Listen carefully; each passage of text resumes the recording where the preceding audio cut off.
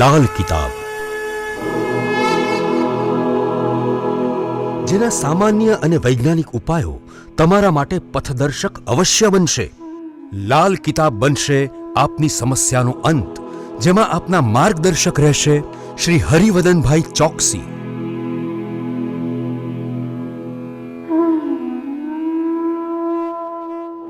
નમસ્કાર મિત્રો, હું હરિવદન ચોકસી આપ સૌનું સ્વાગત કરું છું. મિત્રો, આજના વિડીયોમાં આપનું ખૂબ ખૂબ સ્વાગત. મિત્રો, વિક્રમ સંવત 2081ની શરૂઆત થઈ ગઈ. 15 દિવસ પૂરા થયા.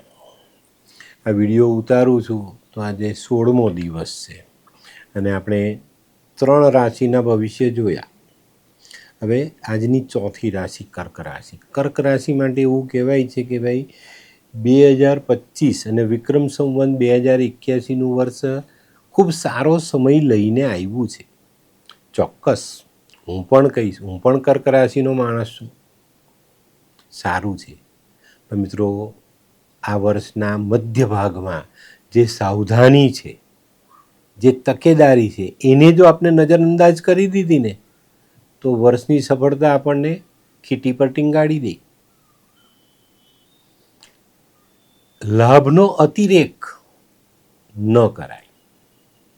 સમજણ ચોક્કસ કેળવવી પડે, સમજવું પડે. હું કહું છું, મેં ઘણા બધા વિડીયોમાં એવું કીધું છે કે ભાઈ તમને મળનારી જે લાભની તક છે એને તમે સ્વીકારો, જીવનમાં ઉમેરો જોડો સમયસર, વગર સમયે નહીં. બપોરનું ભોજન આપણે 12 થી 2માં કરી શકાય. 7 વાગે જઈમાં હોય તો એમ નહીં કહેવાય કે મેં બપોરનું ખાધું, એ તો સાંજનું વાળું થઈ ગયું ને. અને સમજવાનું છે કર્ક રાશિએ. હું કહીશ, હું આજના ભવિષ્યમાં કહીશ કર્ક રાશિ માટે સમય કેવો છે. ચોક્કસ સારો અને પ્રગતિકારક સમય. પણ મિત્રો, ઘણી વખત આપણે આંધળી દોટ મૂકીએ છીએ, અંધવિશ્વાસમાં પડી જઈએ છીએ, ત્યારે આપણે ઘણી બધી તકલીફો પડે છે. હું જોઉં છું અત્યારે કર્ક રાશિ માટે તો જાણે પેલું કંઈક સોનાની લંકા આવી જવાની જેવા વિડીયો મેં જોયા. આવવાના છે, પણ એને તમે મેળવવા માટે, એને જીવનમાં લાવવા માટે લાયક છો એ તમે ક્યારેક ચકાઈશું જ નથી. ચકાઈશું તો કેવી રીતે લાવી શકશો?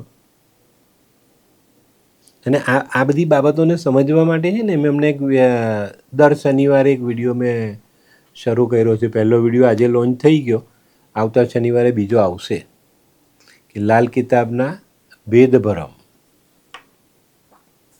કિતાબ શું કહે છે? શનિનું જે ગોચર છે, ચોક્કસ વક્રી સાથે આ વર્ષની શરૂઆત થઈ 2081ની. 15/11 શનિ માર્ગી થયા. અત્યારે આપણે સારામાં સારો આર્થિક ફાયદો મેળવવાનો સમય છે, મેળવીએ પણ છે, મળે પણ છે. પણ મિત્રો, આ આંધળી દોટમાં જો આપણે કશે ઠોકર ખાધી તો આપણે એને પણ સમજવાનું છે ને.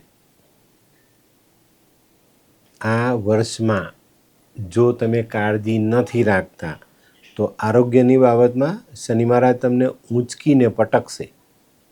એની કાળજી અવશ્ય રાખજો. તો મિત્રો, જોઈએ આજે આપણા આજના વિડીયોમાં કે વિક્રમ સંવત 2081નું વર્ષ કર્ક રાશિ માટે શું લઈને આવ્યું છે. ગુરુ મહારાજ કર્ક રાશિ માટે આ વર્ષે શું લઈને આવ્યા છે? વર્ષનો પ્રારંભ તો થઈ ગયો. ગુરુ મહારાજ વૃષભમાં વક્રી થઈને ચાલી રહ્યા છે. 4/2/2025થી ગુરુ મહારાજ માર્ગી થશે. 14/5/2025 ગુરુ મિથુનમાં પ્રવેશશે. ગુરુનું ગોચર મિથુનમાં થશે. આ ગોચર તમારી રાશિથી 12મા સ્થાનમાં થશે. આ સમય નોકરી વેપારમાં સારો. નોકરી કરતા કર્ક રાશિના માણસો માટે પ્રમોશનનો લાભ મળે, પગાર વધારાનો લાભ મળે. આ સમયમાં લાભ આપનારું સ્થાન પરિવર્તન થઈ શકે છે. બીજા સ્થાને જવું પડે પણ તે લાભ આપનારું હોય. કોઈ વેપારમાં, કામમાં, ફેક્ટરીઓમાં, નોકરીમાં, બધી જગ્યા પર સારી આવક મળે. મોસાળ પક્ષથી લાભ થાય. વિદેશ ગમન કરી શકાય, વિદેશથી પૈસા મેળવી શકાય. અને આ અંગેના પ્રયત્ન જો તમે કરો તેમાં તમને સારી સફળતા મળે. 19 નવેમ્બરથી 5 જાન્યુઆરી આ જે સમય છે ને એ તમારા માટે કમ્પ્લીટ પૂરેપૂરો લાભકર્તા સાબિત થાય. આ સમયમાં તમે સારામાં સારો લાભ લઈ શકો ગુરુની મહેરબાનીથી. તો મિત્રો હવે જોઈએ આપણે શનિ મહારાજ કર્ક રાશિને શું આપી જશે. વર્ષની શરૂઆત શનિ મહારાજ વક્રી ગતિથી કુંભમાં પરિભ્રમણ કરે છે. 15/11 માર્ગી થશે. 29/3/2025થી શનિ મહારાજ મીન રાશિમાં આવશે અને આ જે સમય છે શનિનો એ તમારી કર્ક રાશિમાં 9મે ગોચરથી થશે. અને આ 9મા સ્થાનનું ગોચર આમ તમને આર્થિક ફાયદો આપનારું, ધાર્મિક રીતે તમને સારું બળ આપનારું સાબિત થાય. આ સમયમાં શક્ય છે કોઈ નવી પ્રોપર્ટી તમે લઈ શકો. આ સમયમાં ધાતુ, મશીન અને ખનિજ તત્વ સાથે જોડાયેલા લોકોએ સંભાળીને ચાલવું જરૂરી. મે મહિના પછી તમારી આર્થિક પરિસ્થિતિ વધુ સુધરે, વધુ અનુકૂળતાઓ આવે, આવક વધે, દુનિયા સાથે જોડાઈ શકો, ઘણા સારા કામ કરી શકો. જે લોકોને જૂના દર્દ છે, પહેલેથી રોગ છે, એ લોકોએ આ સમયમાં સાચવીને સાવધાન થઈને ચાલવું જરૂરી. મિત્રો આ સમયમાં કામ મળશે, પૈસો મળશે, પણ ખૂબ મહેનત કરવી પડશે. ખૂબ મહેનત વગર પૈસો શનિ નહીં આપે. શનિનું કામ જ છે મહેનત કરો અને પૈસા લઈ લો. તો આ સમય તમારા માટે આવી રહ્યો છે. વડીલોપાર્જિત મિલકતોના પ્રશ્ન હોય, કોઈ કોર્ટ કેસ છે, કોઈ ભાગલામાં વાંધો છે, કોઈ વધુ ભાગ માંગે, મન મોટું રાખીને આપી દેજો. તમે જેટલું આપશો એના કરતાં ડબલ શનિ તમને આપી જશે. 5 જાન્યુઆરીથી 2 માર્ચ આ સમયમાં કર્ક રાશિએ ખૂબ સંભાળીને ચાલવું જરૂરી બનશે ને બનાવજો. બનીને ચાલજો, જવાબદાર બનીને ચાલજો, નહીં તો પાછા પડશો. આ સમય છે ને થોડી માનસિક ચિંતાઓ વધારી જાય તો નવાઈ નહીં. બરાબર, આની પર ધ્યાન આપજો. તો મિત્રો હવે જોઈએ આપણે રાહુનું ગોચર આ વર્ષમાં આપણને શું આપી જશે. વર્ષના આરંભે મીનમાં છે, હવે રાહુ કુંભમાં આવશે. 18/5/2025થી રાહુનું ગોચર કુંભ રાશિમાં થશે. આ કુંભ રાશિનું ગોચર કર્ક રાશિ માટે 8મા સ્થાનનું રહેશે. અને રાહુનું 8મા સ્થાનનું ગોચર થોડું અલગ પ્રકારનું ફળ આપે છે, બધાને ખબર છે. હા, આ સમયમાં છે ને તમને જૂના મિત્ર, જૂના ભાગીદાર અને જૂના તમારા સ્નેહીઓ તમને લાભ આપી જશે. રાહુની અસર લાભ અપાવનારી થશે આ 3 જગ્યાએ. જૂના અટવાયેલા આયોજનો આગળ વધારી જશે રાહુ. ખાલી હેરાન કરે કે નુકસાન આપે જેવું છે જ નહીં. રાહુ જેટલી મોટી સફળતા બીજો કોઈ ગ્રહ અપાવતો જ નથી. જૂન પછી તમારે સરકાર સાથેના નિયમોમાં થોડું સંભાળીને ચાલવું પડે. આ સમયમાં વાદ વિવાદથી દૂર રહેવું. આ સમયમાં યાત્રાઓનો યોગ બને છે, તમે યાત્રાઓ કરશો. આ સમયમાં છે ને આપણી આધ્યાત્મિકતા વધે, એમાં રુચિ વધે આપણી, અને કૌટુંબિક બાબતોમાં અનુકૂળ સંજોગો બનતા જાય અને એનું સારું પરિણામ આપણે લઈ શકીએ. તો મિત્રો આ બધી બાબતોનું આપણું માનસિક બળ કેવું રહેશે એને પણ જાણી લઈએ. આ વર્ષમાં માનસિક શાંતિ એકંદરે જળવાતી દેખાશે. સાત્વિકતા જો તમે જીવનમાં વધારી, સારા વિચારોને સ્થાન આપ્યું તો બહુ સરસ પરિણામ લઈ શકશો. આ વર્ષનો તમારો વેપાર તમારા તન, મન, ધન બધાને સુરક્ષિત રાખશે, વધારશે.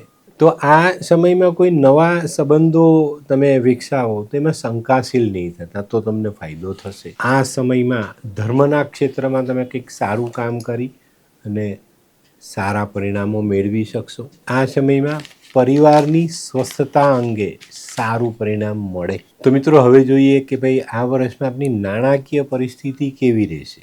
નાણાકીય પરિસ્થિતિની વાત કરીએ ને તો કર્ક રાશિ માટે આ વિક્રમ સંવત 2081નું વર્ષ ખૂબ જ સારું, સ્થિર અને જીવનમાં સફળતા અપાવનારું સાબિત થાય.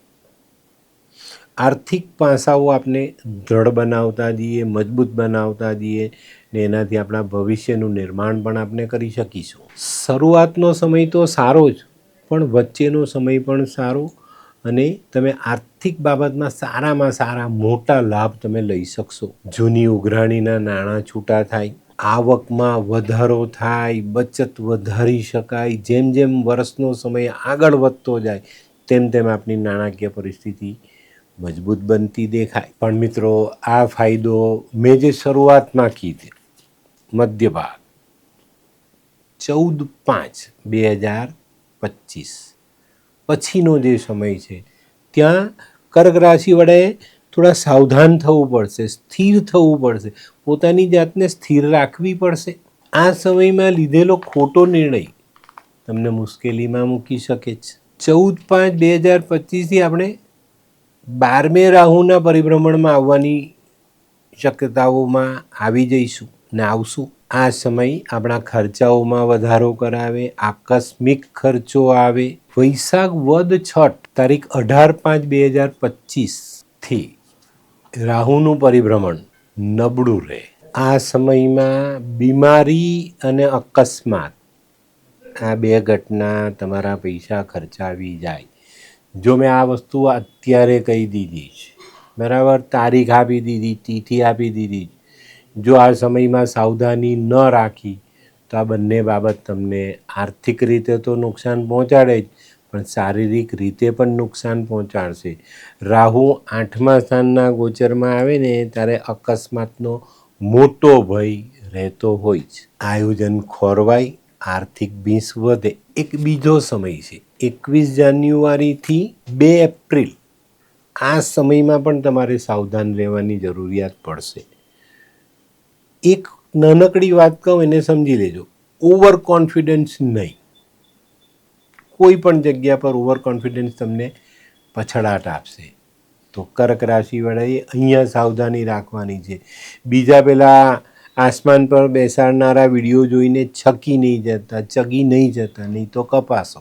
જે લોકો ધંધા કરે છે ને જો સાવધાની નહીં રાખીને તો આ સમયમાં ખોટ પણ જાય. કર્ક રાશિવાળા માટે ખોટ ખાવાનો પણ સમય છે, તો સાવધાની રાખજો. વાદ વિવાદ નહીં, કોઈ ખોટા નિર્ણય નહીં, કોઈ ખોટી જીદ નહીં, કોઈ ખોટા ખર્ચા નહીં.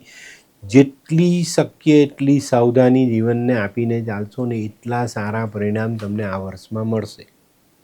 જે ફળ ગ્રહો આપણને આપે છે પછી આપણે એને સાચવવા આપવી પડે. નથી સાચવતા તો એ ખોવાઈ જાય છે. બેંક, વીમો, ઇન્વેસ્ટમેન્ટ, શેર સટ્ટો આ બધા કામમાં દગો થવાની શક્યતાઓ બિલકુલ પણ નકારી ન શકાય. બરાબર, તો કોઈની પણ સાથે આર્થિક વ્યવહાર કરો તો સાવધાનીપૂર્વક કરજો. હું એક વાત કહું તો 2025માં બને ત્યાં સુધી કોઈ પર આર્થિક બાબતોના ભરોસા કરવા નહીં તો પસ્તાવાય. આ સમય દરમિયાન આપણું પૈસા ભરેલું પાકીટ ખોવાઈ પણ જાય, ઘરમાંથી ચોરી પણ થઈ જાય, ગળામાંથી સોનાનો ચેન કપાઈ જાય. તો સફળતાની સાથે નિષ્ફળતાનો સમય પણ છે. તો કર્ક રાશિવાળાએ બહુ સમજી વિચારીને ચાલવાનું છે આ વર્ષમાં. નાણાકીય લેવડ દેવડમાં સાવધાની રાખો, પૈસાની આપ લેમાં સાવધાની રાખો, કોઈ કાયદાકીય કાર્યવાહીમાં કશે અટવાઈ ન જવાય એની કાળજી પણ રાખજો. વર્ષના પ્રારંભનું જે ગોચર છે ને બહુ સુંદર છે. મે મહિના સુધી તમારે બધા જ ફાયદા લેવાના છે, આર્થિક રીતે મજબૂત થવાનું છે, બધું જ કરવાનું છે. પણ પછી અચાનક કોઈ બદલાવ ન આવે ને એની કાળજી તમારે રાખીને ચાલવી પડશે. હવે જે લોકો નોકરી કરે છે એ લોકો માટે આ સમય સારો રહેશે. બરાબર, 2081નું વર્ષ સારું. તમારું જૂની જે પ્રતિષ્ઠા તમે બનાવીને રાખી છે એનો લાભ તમને આ વર્ષમાં મળે. થોડીક સાવધાની, થોડીક વફાદારી અને થોડીક નિષ્ઠાથી તમે જો કામ કરશો તો 2081ના વર્ષમાં ચોક્કસ તમને સારા પરિણામો મળવાના છે. જે લોકો લાંબા સમયથી નોકરી કરે છે ને પોતાનો વેપાર કરવાના કંઈક સ્વપ્ન જુએ છે, વિચારે છે, એ લોકો માટે સમય સારો અને તમે તમારું કામ કરી શકશો. તો મિત્રો, હવે જોઈએ આપણે જમીન, મકાન, મિલકત અંગે આ વર્ષ કેવું. આ સમયમાં જો તમે કોઈ પ્રોપર્ટી લેવાનું વિચારતા હોય તો હું તમને ના કહીશ. બરાબર, કેમ કે માર્ચ મહિના પછી વિચારજો. 9મે શનિ આવે ને પછી વિચારજો. 8મે શનિમાં પ્રોપર્ટી નહીં બનાવતા, નહીં તો કુટુંબમાં નુકસાન થાય. આ વર્ષે કોઈ પણ નિર્ણય કરો તો વડીલોને પોતાના વિશ્વાસમાં લઈને પછી નિર્ણય કરશો તો તમને ફાયદો થાય.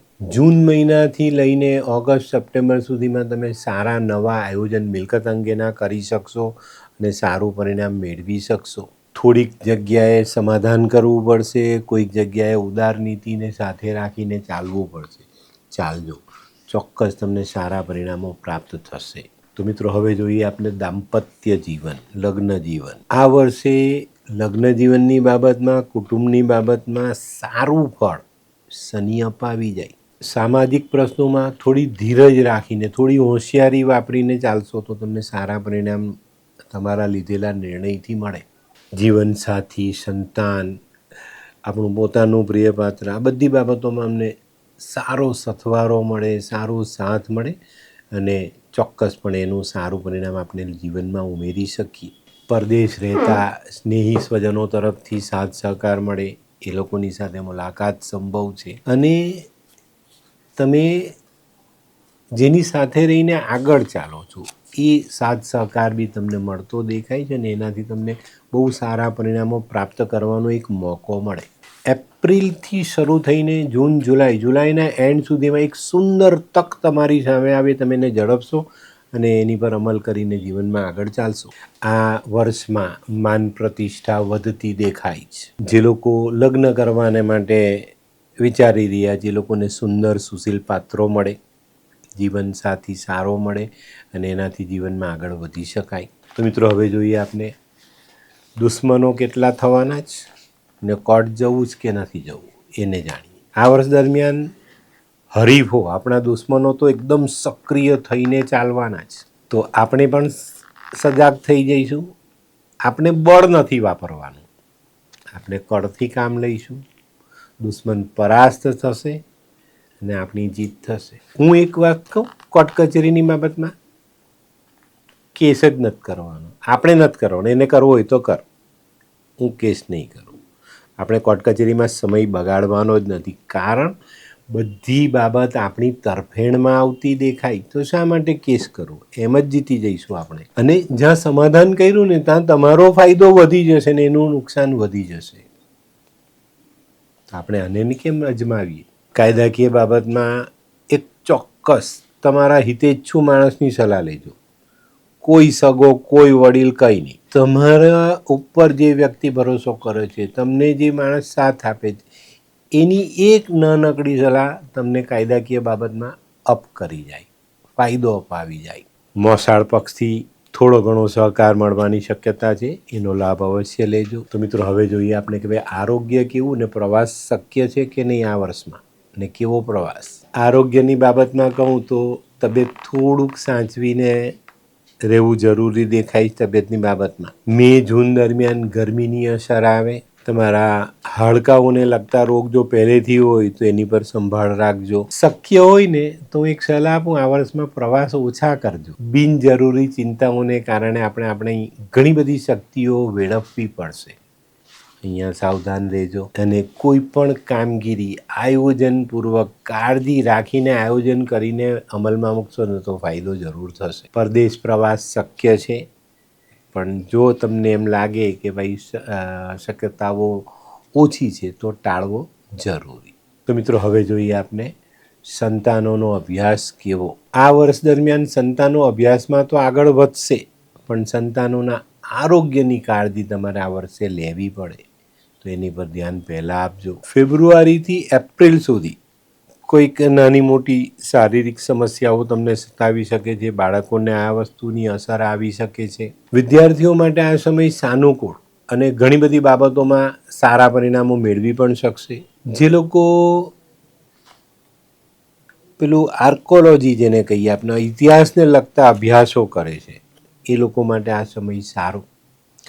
જે લોકો ડૉક્ટરી લાઈનમાં આગળ વધી રહ્યા છે એ લોકો માટે પણ આ સમય સારો સાબિત થાય અને કરેલી મહેનતનું સારું શુભ ફળ તમને પ્રાપ્ત થાય. તો મિત્રો હવે જોઈએ આપણે મહિલા બહેનો માટે આ વર્ષ કેવું. બહેનો માટે ખાસ સફળતા અપાવનારું વર્ષ, પણ આરોગ્યની દ્રષ્ટિએ કાળજી રાખવી ખૂબ જરૂરી. જે બહેનો નોકરી કરે છે એ લોકો માટે પ્રગતિકારક સમય, ચોક્કસ રીતે કહું છું અને ફાયદો મળશે. તમારા જે સ્નેહી છે, જેની સાથે તમે જોડાયેલા છે, જેની પર તમારો એક વિશ્વાસ છે, જેની સાથે તમે સારું કામ કરી રહ્યા છો, એ લોકો તરફથી તમને ખૂબ સારું પરિણામ પ્રાપ્ત થાય. સામાજિક પ્રસંગોમાં માન સન્માન મળે. આધ્યાત્મિક વાંચન વધારશો તો ચોક્કસ તમને એક માનસિક બળ પ્રાપ્ત થશે. સૂર્યનારાયણની ભક્તિ આ વર્ષમાં કરવી જરૂરી, અને સૂર્યનારાયણની ભક્તિથી, એની આરાધનાથી માનવીનો આત્મવિશ્વાસ